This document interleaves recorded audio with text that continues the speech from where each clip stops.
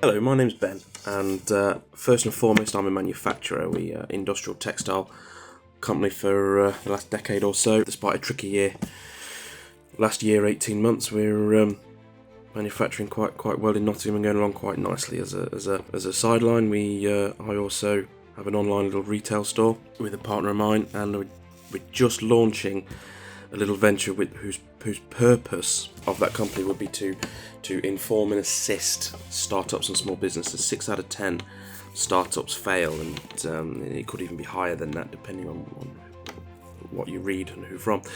And when you're a one-man band or you're growing pace, there's not enough hours in the day for everything, despite you are having to be not only the director but the workforce and health and safety and sales, marketing, finance. You've got to do it all, and it's tough.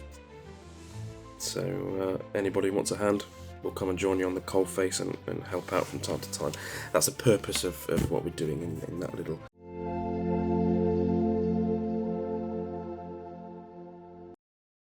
The answer for that is basically my children. It used to be my father. I was a child who never got any attention and got into business because I felt I didn't really fit a social norm, and my father was a businessman, so I was trying to emulate something, and I got his approval finally. It was only a few years ago, and he basically told me how well I'd done, and I was a better businessman than he was in his days, and that for me, a lot of my insecurities kind of left me about that point. The confidence shone through, and for better or worse, I'd made it as a businessman in my eyes. I think all I'm really after is to keep going, keep striving, because that's kind of how I'm wired up as a person. But if my children one day could get to that point of that's done all right.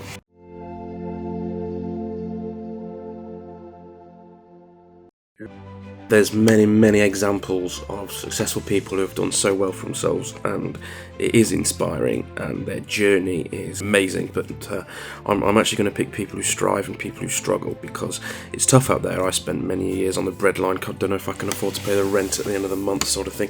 Get up in the morning, crack on, do your best. I know how tough it is. So those who just keep going no matter what, that resilience, it's really inspiring. So if that's you, well done. And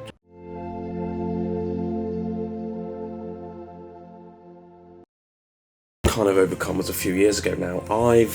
We've got identical twins, and during the pregnancy we had something called restrictive growth syndrome. Basically, the odds of one of my girls surviving wasn't particularly high, and the birth itself was very long, drawn out, stressful period of going into intensive care units afterwards. It's a bit of a tough time emotionally for the family, and somehow I had a business that to come back to actually grew fairly well that year. I have no idea how we managed that, so that was a bit of a challenge that I don't want to relive, but well done for getting through it, Benjamin.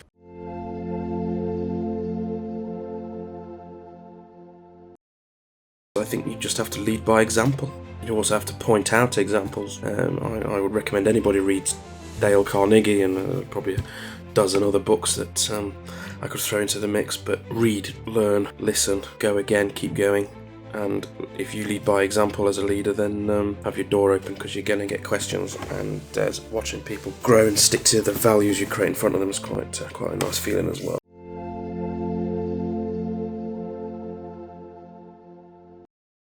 Trust for me is absolutely everything in business, because as people deal with people, and whether they're your customers, your suppliers, your staff, being true to your word is very important. I think staff loyalty, customer loyalty, recommendations, word of mouth, it all stems from you being trusted. So I like to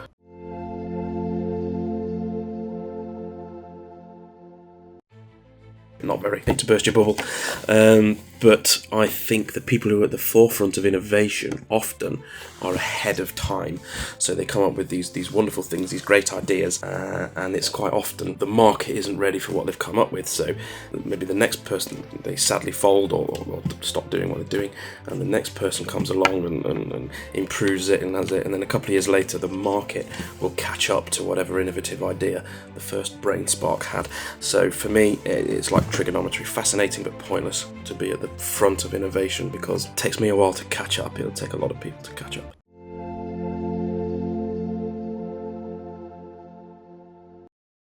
it's the strategy for me. I really, really enjoy that. I started the business with no brain, no plan, just some confidence and some oomph. They say intelligent people spend all day dithering and don't get anything done, whereas stupid people like me, we are full of confidence, just crack on. Really, as I've developed myself, become quite a strategic thinker, and I do enjoy that. As a kid, I was playing the strategy games and building empires, not zapping zombies. Yeah, I'd have to say the strategy element. And the dislikes is, so I enjoy the challenge. Being put on the spot, questions like this fear the hell out of me, because I never know how to bloody answer them.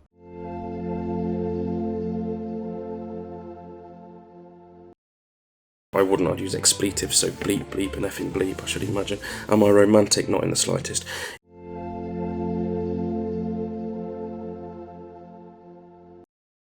I like this one because it's something like you become 90% of the 6 people you associate yourself with the most. So questions like this really get an eye into somebody's thinking and somebody's soul. I would be fascinated to hear from Christopher Columbus, the man who is widely recognised as one of the greatest explorers for founding America, even though he never went to America. It was just the Bahamas. He was trying to find East India and Indonesia. In fact, he thought he'd found Indonesia for the first decade or so. The navigational genius, as he is worshipped around, his navigational tactic wasn't that clever. It was sail south till the butter melts and turn right. So it's not all about intellect, is it? But I'd like to know from him things like he was tasked with spreading Christianity. Well, he ended up slaughtering millions and stealing the gold, for which he was later locked up for. Was it all worth it? The pandemics that he spread across Native Americans wiped out about 2/3 of them, I think, smallpox and syphilis, because they didn't have any immunities to that. It would be a European problem. So that'd be interesting looking back at his life. Big fan of Adam Smith. I think The Wealth of Nations, which he wrote in the late 1700s, pioneered free markets. There's just the very fact that markets work better when governments leave them alone.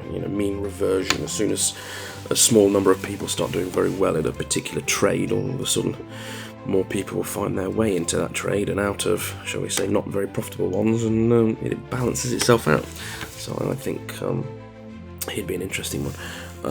I know nothing about science, but I'm very, very impressed with Isaac Newton. Obviously, the intellect that man had is one of the foremost geniuses ever to walk this planet, I'm led to believe, and also what surrounds him around the Knights Templar. Was he involved in the secrets from the Catholic Church at the time? I think he'd be a fascinating man.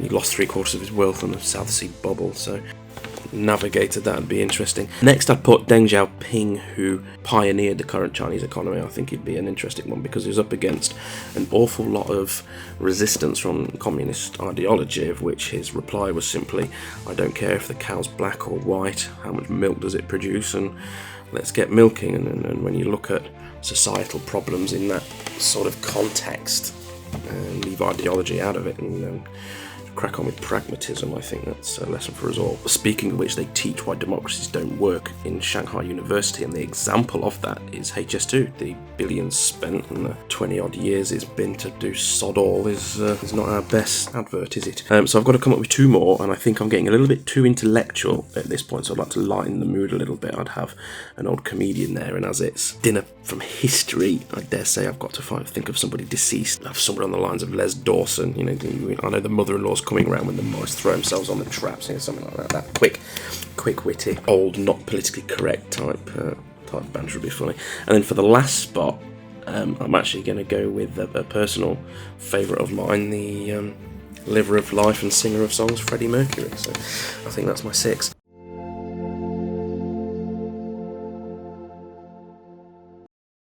And it's not a question, it's a travesty. Anybody who puts milk in tea first would need deporting or something along those lines. It's passionate about brewed strong tea, and you have to really burn the leaves for a couple of minutes before you add any milk in.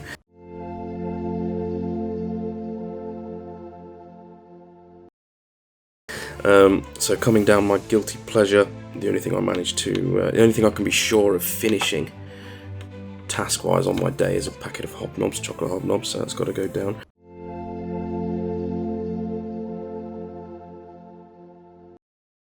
I'd probably go to Gordon Gekko, the financier from the film in the mid-80s. If you want a friend, get a dog and kind of stuff like that.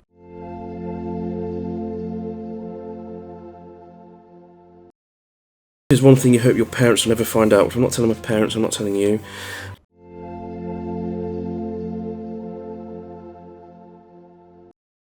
That one is probably going to have to be Hall & Oates, the Make Your Dreams Come True title track of the Eddie Eagles song. We played that at my wedding. We played that when my twins were born. We attempted to play when my son was born, but he was like a pinball coming out of a machine. It was just over too quick, but upbeat and quite the tune. Who would play an actor for me? I think the best one for me is Richard Wilson. He portrayed Victor Meldrew so well, you know, the sarcastic cantankerous old sod who whined and moaned and ranted about the slightest thing while he upset everybody. I think Richard Wilson captured Victor Meldrew so well, so it's an obvious.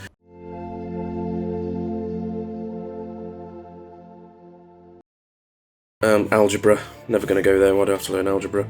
Last thing I googled was Mark Golby Spotlight interview, how the professionals do it properly.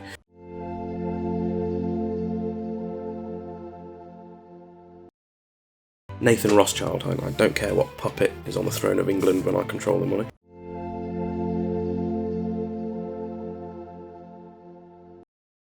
Most irrational fear. I'm scared of snakes, but I think that's quite rational, isn't it? To be scared of something that's going to bite you, and it takes me back to my Rock City days 20 odd years ago.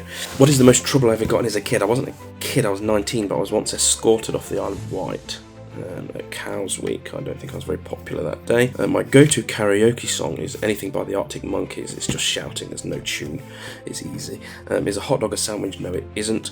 On a scale of 1 to 10, how weird are you? Well, probably not very, as the person who wrote some of these questions is far higher.